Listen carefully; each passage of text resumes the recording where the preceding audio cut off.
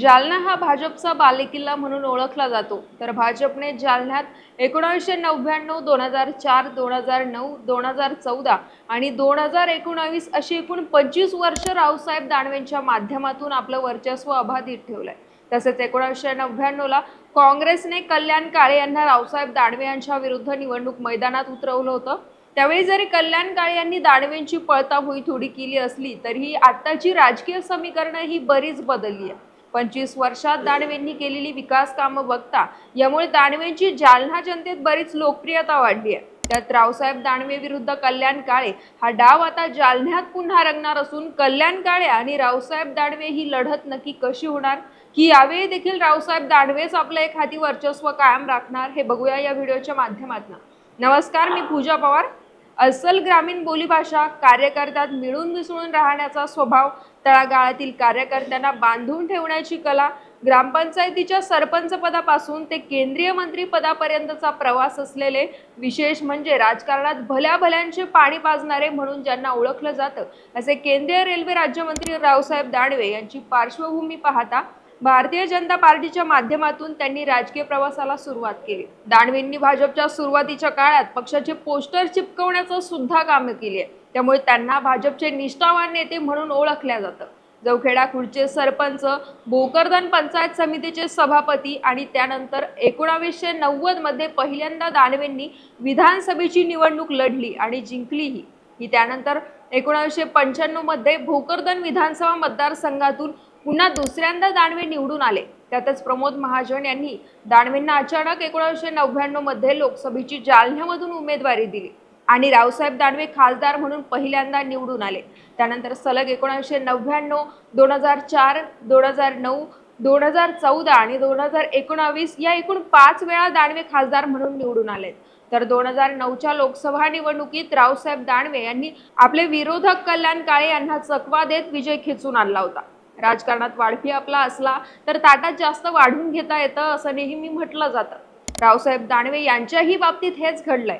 विजयातील सातत्य, मतदारसंघाशी जोडली गेलेली नाळ, रेल्वे मार्गाचं दुहेरीकरण, विद्युतीकरण, देशातील महत्वाकांक्षी वंदे भारत ट्रेन, ड्रायपोर्टची उभारणी असं सबकुच जालना म्हणत रावसाहेब दानवेंनी पक्षश्रेष्ठींना याही वर्षी सलग 6व्यांदा उमेदवारी देण्यास भाग पडलाय। तर त्यांचे तगडे आव्हान पेलण्यासाठी महाविकास आघाडीकडून काँग्रेसने डॉक्टर कल्याण काळे यांना निवडणुकीच्या रिंगणात उतरवलंय। ऑक्टोबर 2014 मध्ये विधानसभेच्या निवडणुका झाल्या, भाजप सत्तेवर आली आणि देवेंद्र फडणवीस हे महाराष्ट्राचे भाजपचे पहिले मुख्यमंत्री झाले। देवेंद्र फडणवीसांनी भाजपच्या प्रदेशाध्यक्षपदाचा राजीनामा दिला आणि नव्या नेत्याचा शोध सुरू झाला। त्यावेळी रावसाहेब दानवे यांनी पक्ष नेतृत्वाला सूचित केलं की ते मंत्री म्हणून राजीनामा देण्यास इच्छुक आहे आणि जानेवारी 2015 मध्ये भाजपचे राष्ट्रीय अध्यक्ष अमित शहा यांनी त्यांची भाजपच्या प्रदेशाध्यक्षपदी नियुक्ती करत खासदार असतानाही हे पद भूषवणाऱ्या व्यक्तीचा मान मिळवून दिला।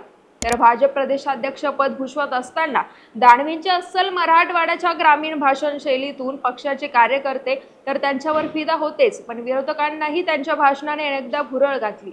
आजही त्यांची भाषणं, त्यांची रेकॉर्डिंग लोक आवडीने पाहतात। कार्यकर्त्यांच्या खिळून ठेवण्याच्या त्यांच्या भाषणामुळे राजकारणातले इंदुरीकर म्हणून दानवेंची वेगळी ओळख निर्माण झाली आहे।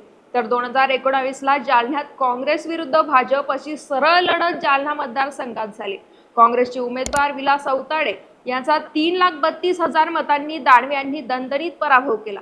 पण आता रावसाहेब दानवे यांची लढत ही काँग्रेसचे माजी आमदार डॉक्टर कल्याण काळेंशी असून गेल्या 20-25 वर्षांपासून काळे राजकारणात आहे। 2004 मध्ये फुलंब्री विधानसभा मतदारसंघातून काळेंनी पहिल्यांदा विधानसभेची निवडणूक लढवली आणि जिंकलीही। नंतर जालना लोकसभा मतदारसंघातून 2009 मध्ये काळेंना उमेदवारी दिली आणि काळे यांच्या उमेदवारीमुळे भाजपच्या रावसाहेब दानवेंना चांगलीच लढत देत कल्याण काळेंनी तब्बल 3,42,000 मते मिळवत भाजपला जोरदार टक्कर दिली आणि काळेंचा अवघ्या 8,500 मतांनी पराभव झाला। तर आता पुन्हा दानवेंविरुद्ध काळे असा डाव जालन्यात रंगणारे, तसेच कल्याण काळे यांच्या बालेकिल्ला म्हणून फुलंब्री, पैठण आणि सिल्लोड असल्याचं बोललं जातं। तर दुसरीकडे जालना जिल्ह्यात भाजपाचं वर्चस्व आहे। जालना विधानसभा वगळता भोकरदनमध्ये रावसाहेब दानवे यांचे पुत्र संतोष दानवे हे आमदार आहेत आणि बदनापूरमध्ये भाजपचं वर्चस्व असून या ठिकाणी नारायण कुचे हे आमदार असून कुचे हे आपलं वर्चस्व राखून आहेत। तसेच सिल्लोडचा विचार केला तर सिल्लोड येथे मंत्री अब्दुल सत्तार यांचं वर्चस्व असल्या कारणाने या दोन्हीही ठिकाणी दानवेंसाठी प्रयत्न केले जातील। तर पैठणमध्ये शिंदे गटाचे मंत्री संदीपान भुमरे दानवेंसाठी आपली ताकद लावतील।